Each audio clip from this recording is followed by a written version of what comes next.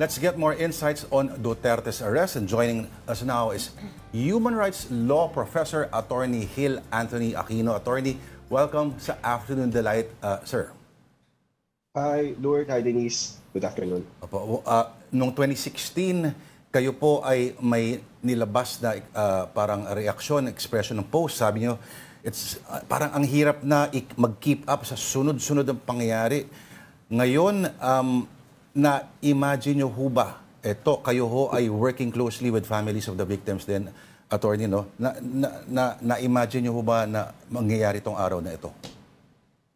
Actually, hindi. So, I left the organization in 2019, meaning since 2019, nag-iba na ako ng work kasi actually hindi ko na kinaya yung work on the war on drugs, in all honesty. Ito po yung center law, no, attorney? Yes, US Center Law. Center Law is still working with the victims' families. But for me now, I've been away from it. So nakakapag-nilay-nilay na ako. But during that time, if you remember, Lord, during that time, it was so crazy, no? Yeah. And konting-konti lang kami ang mga abogado na nagpa-file ng mga kaso noon. So it was very hard for us. So it took its toll on me then. But now, I think I can look at it from a different perspective now, no? Na medyo hiwalay na, and as a more academic, maybe, perspective on the issue. Okay, attorney, kasama po natin si Denise Tan. At, okay, may tanong ka ba, Denise? Yes, attorney, good afternoon.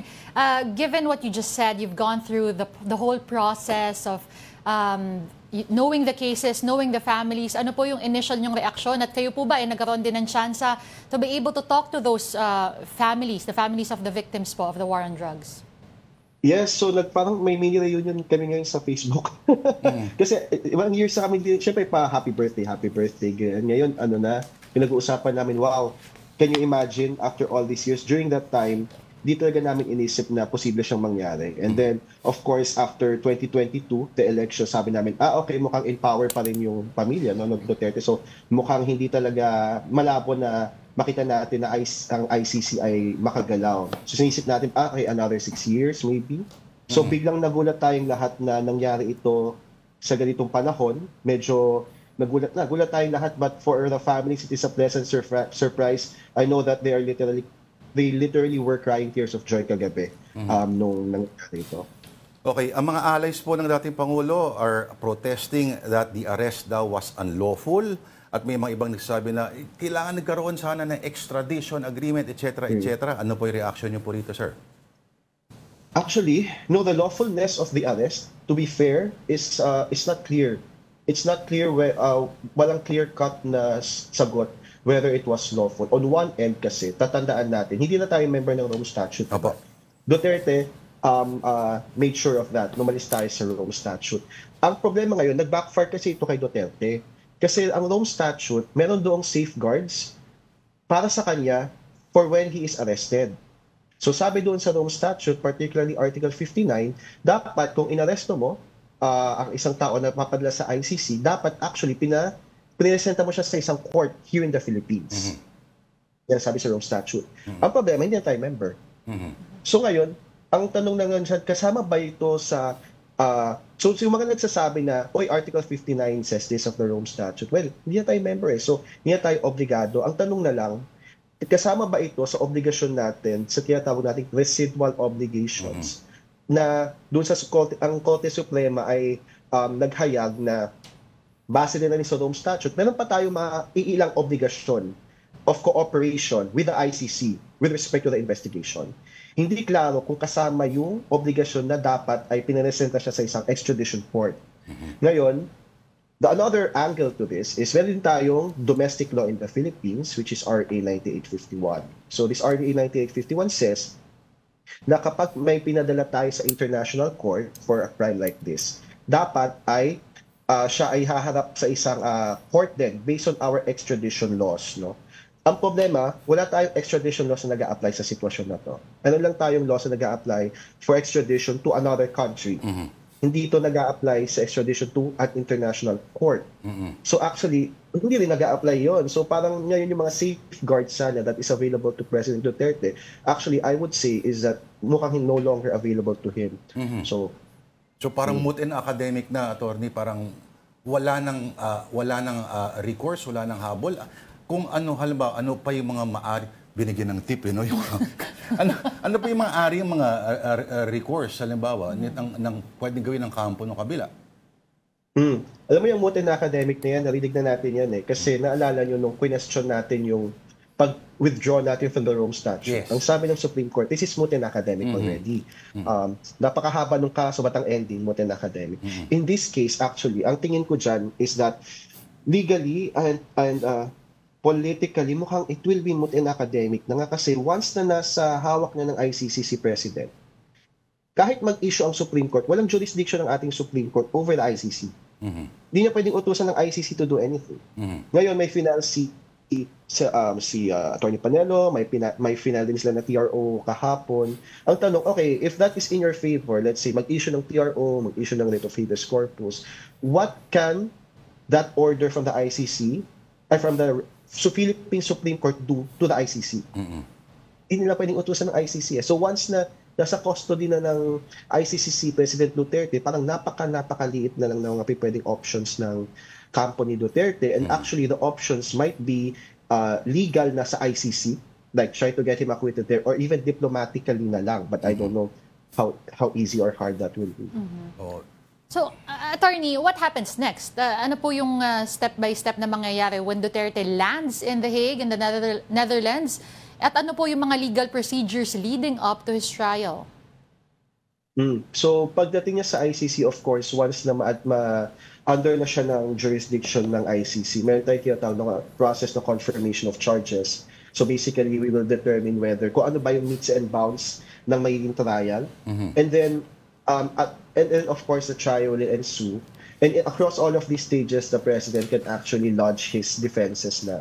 Alam nyo, sa totoo lang, yung issue ng jurisdiction ng ICC, hindi pa rin yan actually, hindi agree ang lahat ng international law scholars on kung may jurisdiction talagang ICC over Duterte. It's still a question on a lot of people's minds. So, he can lodge that as a defense that actually walang jurisdiction ng ICC kasi nakapag-withdraw na kami. You know, pwede pa rin niya yung erase, but by the way things are going, the ICC kasi, the pre-trial chamber has already determined na merong jurisdiction. So it will be very hard for him, but may chance pa rin sa appeals chamber ng ICC. So confirmation of charges, trial, and then in those events, he can raise his defenses. Yung confirmation of charges na face is a pre-trial, sila yung magsasabi kung, okay, may kaso tayo, pwede natin ituloy o pwedeng ibasura. May mga, alam ho ba kayong pagkakataon ng attorney, Hill, na may mga dinidismiss po outright. Parang wala tayong kaso dito. Actually, kasi very konti ang cases sa ICC eh. Hindi sila nag-i-issue ng arrest warrant hanggat hindi malakas kasi yung ebidensya. So actually, baka meron, wala pa akong alam sa mga sinusundan kong kaso sa ICC. May mga na-acquit na from the International Criminal Tribunals, posibleng ma-acquit. You know, pero sa confirmation of charges, actually, isa ring question is yung question natin on complementarity. Pwedeng pag-usapan pa yun kasi admissibility issue yun eh. So, yung complementarity na sinasabi natin that the ICC actually does not have jurisdiction if the state is willing or able to investigate and prosecute. So, yun yung tanong, has the Philippines been able and willing to investigate and prosecute? Siyempre, ang sagot dyan ng mga victims of the TOCAR, hindi. Kasi wala naman halos investigations na nangyari. Much more so prosecutions under the Duterte administration or even the Bongbong administration, the BBM administration. Wala naman tayo nakikita ng genuine investigations talaga. But again, it is still a legal issue that can be discussed in that stage of the proceedings. Interesting itong mga susunod na mga mangyayari, ano? At may pagkakataon din na may mga detainees doon who choose to defend themselves. Oo, yung isang kasamang nakasuhan ni Slobodan Milosevic, yung Radovan something, ano? At So actually Lord, that is in another criminal court which is also very interesting. Yes. Sa Yugoslavia. Sa Yugoslavia. Special court para sa kanila. Yes, oo. Oo, yun. Very interesting cases yan. Pero sinabi mo na maingat ang ICC talaga at hinihimay talaga. Bawat step nila, they make sure na every procedure, every legal procedure is followed. O tandaan natin, Lord and Denise, that ICC ito, so hindi lang legal ang usapan, diplomatic as well. Yes. So tinitira sila ng iba't ibang countries like Trump always been against the ICC, right? So kalkulado lahat ng mga moves na ito, kalkulado yung timing, I believe so, or I choose to believe na kalkulado lahat kasi grabe yung scrutiny sa kanila. And also, this is the important fact for the Philippines is that si Duterte is the first non-African Yeah. to have a warrant of arrestation against him because the ICC has been criticized na puro African daw ang tinitira nila. Wala silang tinitirang European. Oo. Ngayon, Asian ang kanilang na puruhan ngayon ng isang Asian. First time na non-African. So, ayan, may nasa history books na naman ng Pilipinas. May taga-Afghanistan yatang Meron, nauna, no? So, parang... Pero ang naka-line up daw susunod, itong mga taga-Myanmar. Myanmar, posible Israel, posible. O di ba meron na kay Netanyahu? Si Netanyahu, pero kasi ibang okay. So marami kasing na under investigation na or even preliminary examination pa lang. Pero hindi pa sila umuusad sa sa investigation, formal investigation at hindi pa umuusad sa warrant of arrest. Si Duterte, dadaanan niya lahat 'yon. So ang bilis nung proseso sa kanya. So yung mga binabanggit natin ng ibang countries, even Colombia, ang tagal na ng preliminary examination pero hindi umuusad. Kay Duterte umusad eh. Oo. So yung sa Afghanistan, ngayon kay Netanyahu, iniimbestigahan na rin, I believe so. Pero as we see, wala pa namang warrant, or hindi pa naman siya nasa-serve ng warrant of arrest. No? Kasi Unlike Duterte. yung mga member states daw, pag napunta doon yung sino man may arrest warrant, ay may obligasyon itong mga host countries na i-detain, ikulong. Pero halimbawa, pumunta ng Mongolia si Putin, hindi naman so parang depende rin kung paano i-enforce. So, wala namang sanctions yung hindi susunod hindi totally. Attorney, last question lang very quickly, gaano po usually tumatagal from this point on ngayon na papunta na sa ICC si former president? You mean yung buong proseso pati po. trial? Opo. Years. Matagal. Matagal. Years. It's gonna be a long process. Especially since yung time frame ng ating tinitingnan kay Duterte is napakahaba. Right? Even from his time during his mayor in the days as mayor in the mayor of Davao. So ang daming facts na kailangan nilang litisin dahil ang haba ng period. So it will take a while actually. It will take a while. It will take years at the very least. Oo.